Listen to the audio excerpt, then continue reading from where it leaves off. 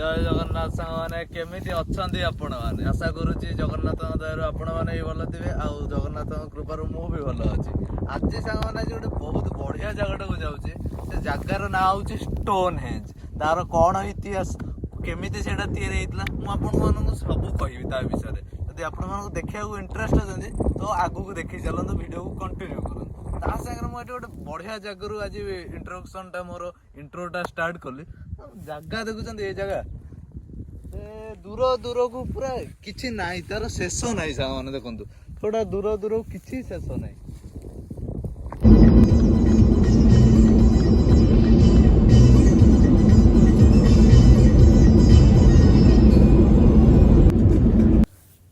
एई जो आमे रास्ता दे जाउचु आकु कुहा जाय मोटरवेज। जदि मु आपण मानु कहिबी जेमिति आम देश रे नेशनल हाईवे अथवा जातीय राजपथ अच्छी सेमती एठार कुआ जाए मोटरवेज। जदि उदाहरण गोटे देवी चेन्नई रु कलिकता अथवा कलिकता रु चेन्नई जो रास्ता अच्छे आम कौन कहू कहू NH16 सेमिति कि यही जो रास्ता जाइए आपको कह जाए M1। यही रास्ता आरंभ होइछि लंडन रु आ जाइछि उत्तर दिग आड़े। आपण माने जदि स्टोनहेंज जावाकू चाहती तो आपण मानकू एई M1 रास्ता दे जावाकू पड़े।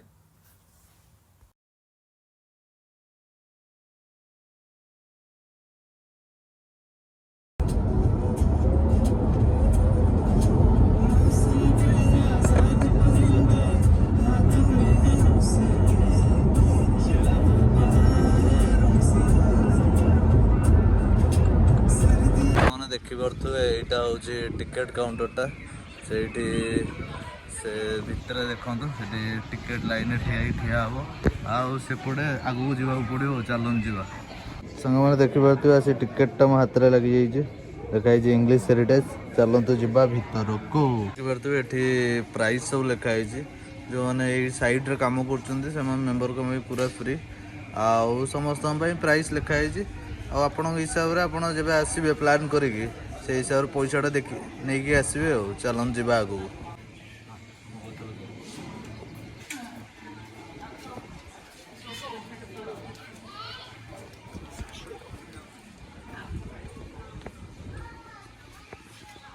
देखिपे यहाँ पूरा तार मैपटा अच्छे बहुत बड़ एरियाटा खाली आप छोट भावुँ बहुत बहुत बड़ एरिया रही।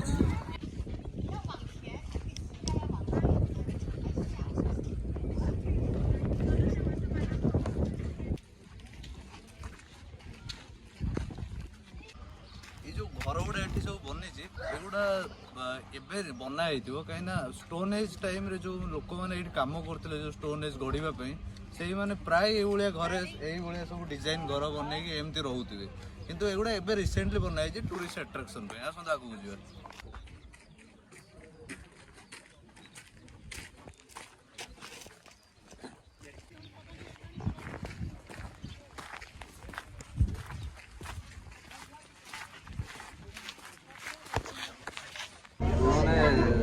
प्रॉपर जो स्टोन एजटा से जावाई प्राइवेट बस से टिकेट प्राइस सहित इनक्लूड अच्छी आपड़ बसवे से बस बसवे गाड़ी बसवे चलिए से जगह देखिए।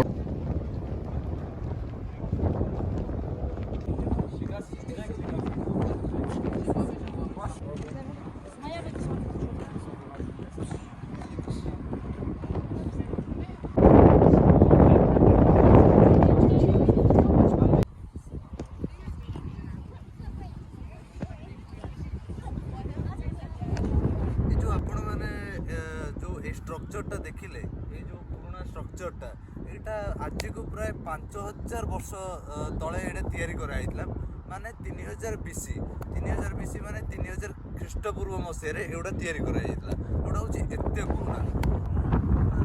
आपड़ी पूरा इतिहास चेष्टा करवा इतिहास जानापी एठिकार लोकगता हिसाब से लोक मैंने जो एठिकार जो लोकाल लोक अच्छा से कहवा हिसाब से जो स्ट्रक्चरटा नियोलिथिक एरार माने ये बहुत पुराना जो जमीक आप कहली 5000 वर्ष पुराना ଏଇଟା କାହିଁକି ବନା ହେଇଥିଲା ନା ତାର କାରଣ ହଉଛି ଯେ ଲୋକ କଥା ହିସାବରେ ଲୋକମାନେ କହନ୍ତି କାହିଁକିନା ସେ ଯୁଗର ଲୋକମାନେ ସମୟ ତ ଜାଣିପାରୁନଥିଲେ।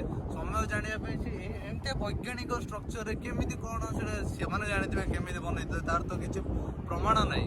ସେ ଆକୁ ଦେଖିକି ଏଇ ଜିନିଷଟାକୁ ଦେଖିକି ସେମାନେ ସେ କାଳର ସମୟ ମାନେ ଦିନରେ କେତେଟା ବାଜିଲା, 12ଟା ବାଜିଲା କି 6ଟା ବାଜିଲା, ରାତି ହେଲା କି ଦିନ ହେଲା, ଏଇଟା ଦେଖିକି ଜାଣିପାରୁଥିଲେ। ଆଉ ତା ସହିତ କୋଉ ଋତୁ ଆସିଲା, ଶୀତ ଋତୁ ଆସିଲା, ଗ୍ରୀଷ୍ମ ଋତୁ ଆସିଲା, ସେଇ ହିସାବରେ ବି ସେ ଏଇଟାକୁ ଦେଖିକି ଜାଣିପାରୁଥିଲେ। ଏଇଟାର କିଛି ବୈଜ୍ଞାନିକ କାରଣ ସବୁ ଏଇଗୁଡ଼ା।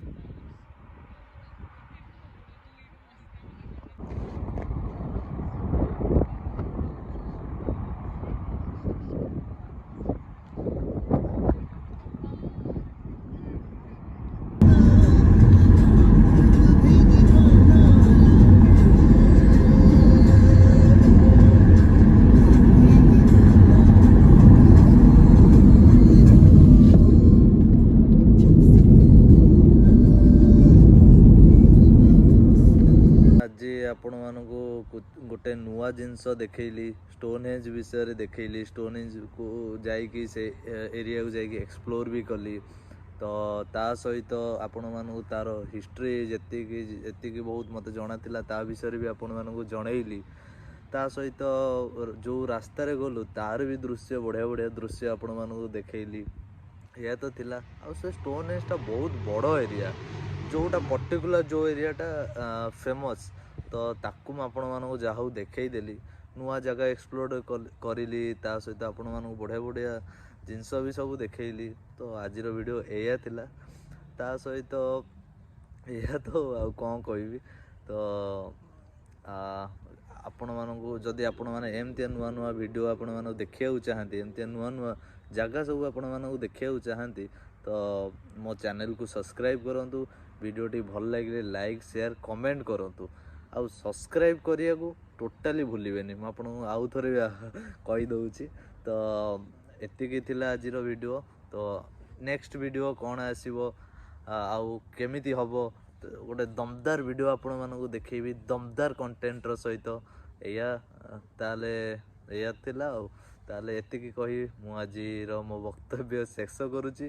ତ ମିଶିବା ଗୋଟେ ନୂଆ ଭିଡ଼ିଓରେ, ନୂଆ ଲୋକେସନରେ, ନୂଆ ପ୍ଲେସ୍ରେ। ତ ରହିଲି। ଜୟ ଜଗନ୍ନାଥ।